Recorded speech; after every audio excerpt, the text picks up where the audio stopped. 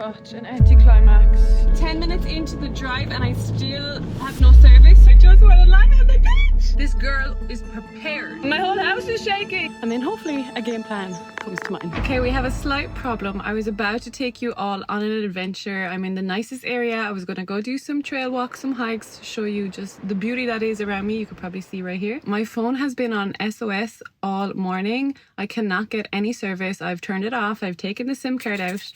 Always have one of these SIM card removers on your keys. They're so handy. So I even tried another eSIM. My phone will not work. So I'm thinking it's the area I'm in. I've tried walking, moving, still not working. So we need to figure out how to get out of here, which is basically the middle of nowhere. To get out of here, I have no idea. So all I know is I need to go east to go south. And I know the sun came up on the east over here. So I'm going to start driving this way and hope for the best. I do have one of these road maps for Spain and Portugal that I've never used, but maybe I'll have to use it. Hopefully not. But we're already way behind schedule. So I'm not sure if I'll get to do all of my adventures today. But let's see what happens.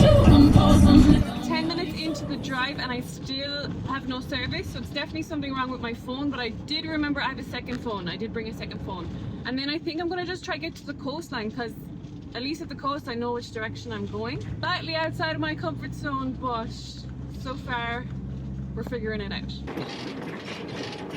Why are you passing me out? This road is so bad. Crazy person. My whole house is shaking. Now where? I found some signs. Yes! At main road. Where are my keys? They fell. I'm gonna try and see if this works. If I change it and then I know it's the phone that's the problem. This one?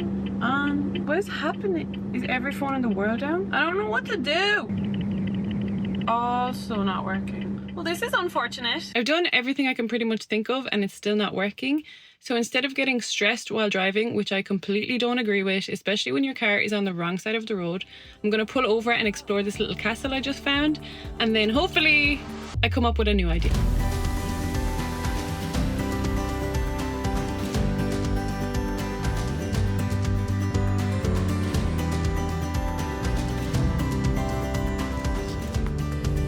Rule number 2 for driving in another country on the wrong side of the road alone: never drive hungry. So I'm going to make a quick snack. I think my plan is to find either a McDonald's or a Lidl. I know there's a big town if I keep going along the coast. So hopefully if I go there, I can get Wi-Fi, download maps, and then get to my next destination.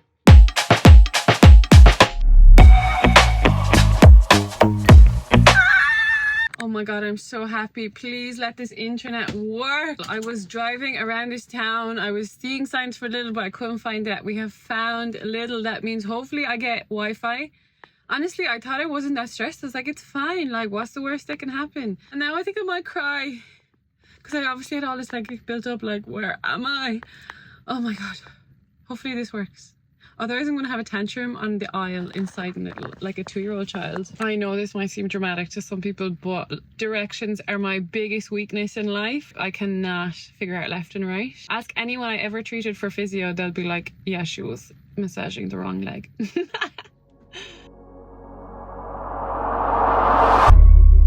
Such an anticlimax. Oh my god. Basically, you have to put in your phone number to connect to Wi-Fi in Lidl now. I can't put in my phone number because I have no service. They send you a code. We move. I have to like go towards like motorways, inland. I don't know if there's tolls. Like, that's where it was going to get tricky. So please let there be a McDonald's at the next place. The saddest part is this area is so beautiful, and I took no videos yesterday because I was like, I'm gonna come back and video this for everyone because it is so beautiful. I am about an hour I would say. Oh, 2 hours since I started driving. I have made it to the biggest town in this area. I haven't said where I am. I think I'm in the... I will have to check where I am. It's actually called a nature park south of Lisbon, near Setúbal. So I'm in Setúbal now. It's the biggest town here. I finally found parking. I hate looking for parking in a van, in a city, people walking around everywhere. Where's my ticket? Just saw 2 pigeons making a baby, and then the man flew off. Typical. Okay. I had to stay close to the van because I realized I'll just get lost and then lose the van. So at least at the moment I know where the van is. And I got some ice cream and Wi-Fi. Got Wi-Fi, downloaded the maps, text my parents, bought an eSIM. Even though I did try eSIMs this morning, like ones I had on my phone, but now it's working. Thank the Lord. I have now a 2-hour drive to the beach. My main thing I was concerned about was like just telling my parents I was alive. When I told him, my dad was like, you should have a backup SIM. I was like, I do. He was like, you should have a roadmap. I was like, I do. This girl is prepared, but still I couldn't figure out the problem. I don't know what the hell is going on. I asked other people, their phone is fine, so I don't know.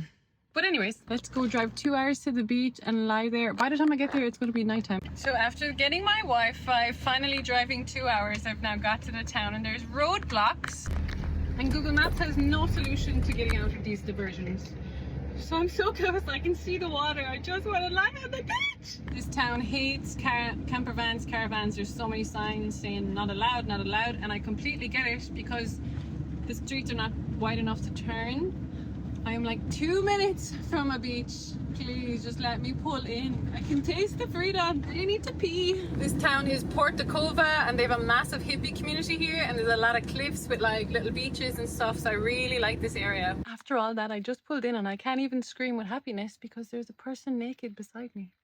I was gonna say you can always tell what kind of day it's been by looking at my hair, but then my hair kind of always looks like this, so anyway, we have arrived at the beach. I smell so bad. I'm gonna jump into the sea, go for a coastal walk. When a bad day is when you have a bad day and you still end up in these like locations, your life's not doing too bad. So it's just going in for a swim, and a man just got naked and went in. Even though there's a whole beach here, he decided right in front of me was the place to do it. So my plan of showing you a big adventure today didn't plan. I don't know if this will be a video. If it is, I hope you enjoy it. And it all worked out well because now I've ended up in this beautiful location. So, ay.